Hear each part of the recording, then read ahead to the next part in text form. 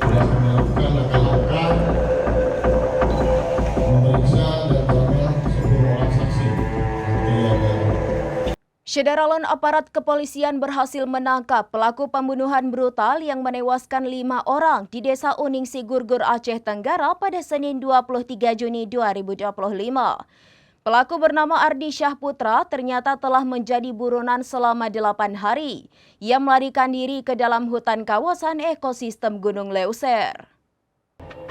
Syederalun aparat kepolisian berhasil menangkap pelaku pembunuhan brutal yang menewaskan 5 orang di Desa Uningsi Gurgur, Aceh Tenggara pada Senin 23 Juni 2025.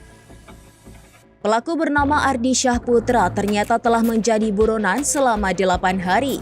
Ia melarikan diri ke dalam hutan kawasan ekosistem Gunung Leuser. Kapolres Aceh Tenggara AKBP Yul Hendri SH.SIK MIK kepada serambinews.com pada Kamis 26 Juni mengatakan pelaku sudah terbiasa makan seadanya di dalam hutan.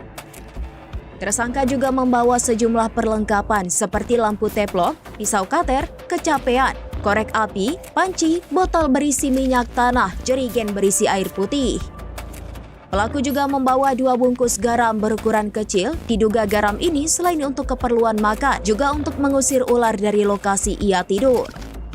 Semua benda-benda itu dijadikan barang bukti, termasuk 2 handphone, charger, batu asahan, dan parang yang digunakan untuk membunuh.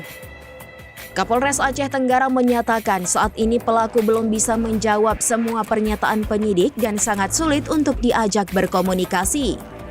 Saat ini pelaku Ardi Syahputra dan ayahnya masih ditahan di rutan Polres Aceh Tenggara guna dilakukan penyelidikan lebih lanjut.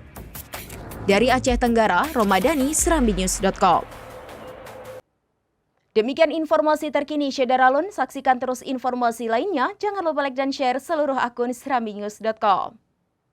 Download Tribun X sekarang, menghadirkan lokal menjadi Indonesia.